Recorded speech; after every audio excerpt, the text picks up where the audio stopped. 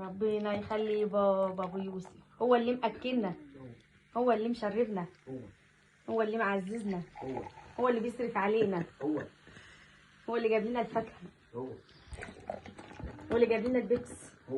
بابا بصي شوي هو كركوره. يا رب يخلي بابا ويرزقه برزقنا. دي بتاع الكركوره يا جماعه، اهم واحد في البيت ده. الدار امان طول ما انت موجود فيها. الله يخليكم. يعني كده بقى مش هيبقى ليه بالليل. ليه يا ليه عم؟ ما